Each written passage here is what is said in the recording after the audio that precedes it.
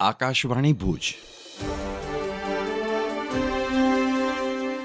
પ્રસ્તુત છે અખબારોની હેડલાઇન્સનો કાર્યક્રમ હેવર હેવર.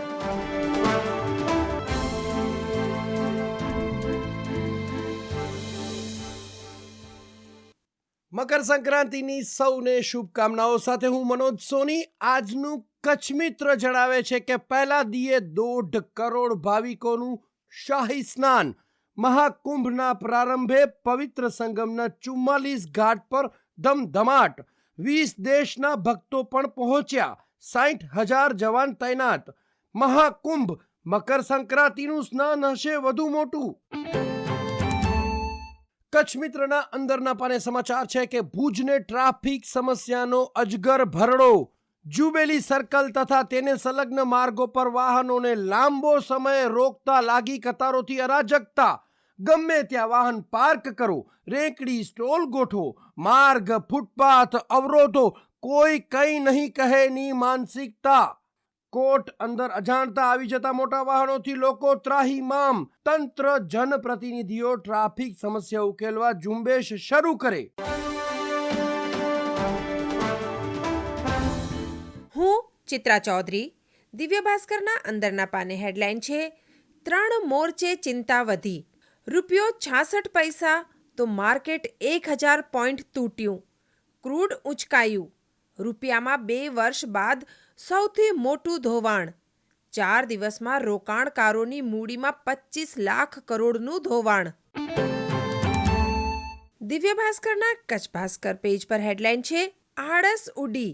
કચ્છમાં સડી રહેલી સાયકલો છાત્રોને આપવાની શરૂ. ભંગાર હજુ મેદાનોમાં. નખત્રાણામાં મોટા ભાગની સાયકલ ઉપડી ગઈ. 2023ની સાયકલ અપાઈ, જો કે 2024ના છાત્રોને હજુ આપવાની બાકી. દિવ્ય ભાસ્કરના છેલ્લા પાને ઠંડીના સમાચાર છે. કચ્છમાં પવન ફૂંકાતા મહત્તમ તાપમાન ઘટ્યું. દિવસે પણ ઠંડી. નલિયામાં 8.8, ભુજ 11.4, ગાંધીધામમાં 10 ડિગ્રી સાથે ઠાર. આજે 15થી 20 કિલોમીટરની ઝડપે પવન ફૂંકાશે.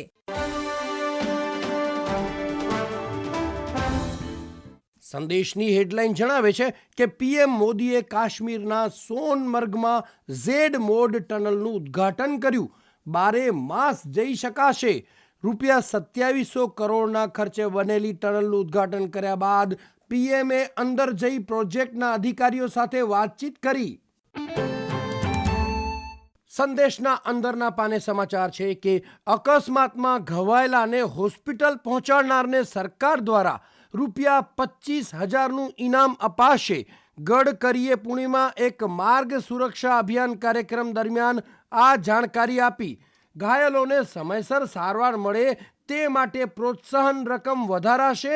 નીતિન ગડકરી. સંદેશના છેલ્લા પાને સમાચાર છે કે સફેદ રણના આકાશમાં રંગબેરંગી પતંગોએ આકર્ષણ જમાવ્યું.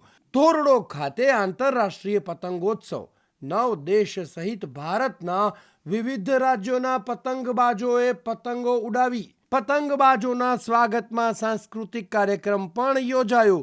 દેશ વિદેશના કાઇટિસ્ટે કચ્છી સંસ્કૃતિને બિરદાવી.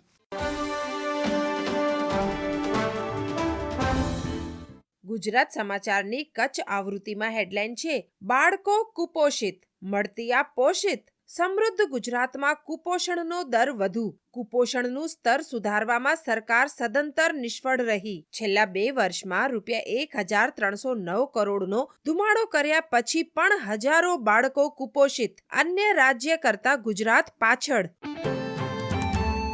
ગુજરાત સમાચારના છેલ્લા પાને હેડલાઇન છે, ઘાતક દોરીનો પ્રશ્ન એ કાયમી ઇસ્યુ. તેથી સરકાર કોઈ નક્કર પ્લાન સાથે આવે. પ્રતિબંધિત દોરી મુદ્દે આકરી કાર્યવાહી ચાલુ રાખવા હાઈકોર્ટનો નિર્દેશ. છેલ્લા 4 દિવસમાં ઘાતક દોરી મુદ્દે રાજ્યભરમાં 609થી વધુ એફઆઈઆર અને 612ની ધરપકડ.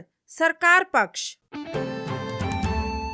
છેલ્લા પાને વધુ એક હેડલાઇનમાં, કોમન યુનિવર્સિટી એક્ટ લાગુ થયાના 1 વર્ષ બાદ સરકારે અંતે કચ્છ સહિત 8 યુનિવર્સિટીના કાઉન્સિલ મેમ્બરોની નિમણૂક કરી. હું નીરજ મચ્છર. હેવર હેવરમાં આજે વાત કરીએ એક એવા બેટ્સમેનની જે ભારત માટે છેલ્લે 8 વર્ષ પહેલા રમેલો અને હવે ફરી તે પસંદગીના મેદાનમાં ફર્યો પાછો. એનડીટીવી સ્પોર્ટ્સના સમાચાર. કરુણ નાયરે ડિસેમ્બર 2022માં સોશિયલ મીડિયા પરની એક પોસ્ટમાં તેની ક્રિકેટ કારકિર્દીના હૃદયદ્રાવક અંતને નજીક જોયા પછી કહ્યું, પ્રિય ક્રિકેટ, મને વધુ એક તક આપો. જોકે મધ્યક્રમના બેટરે આગામી 12-13 મહિનામાં નાટકીય રીતે વસ્તુઓ ફેરવી દીધી અને અહેવાલ છે કે તે રાષ્ટ્રીય પસંદગી માટે મેદાનમાં પાછો ફર્યો છે. નાયરનો મામલો ભારતીય ક્રિકેટમાં સૌથી રસપ્રદ. હાલ ચાલી રહેલી વિજય હજારે ટ્રોફીમાં છેલ્લી 6 ઇનિંગ્સમાં 50 ઓવરની સ્પર્ધામાં નાયરે 112, 44, 163, 111, 112, 122નો કુલ સ્કોર બનાવ્યો.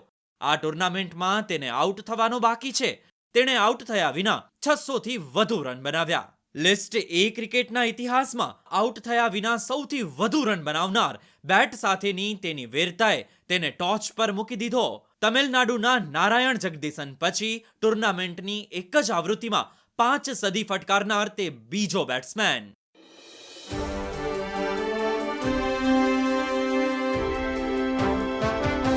અખબારોની હેડલાઇન્સનો કાર્યક્રમ હેવર હેવર.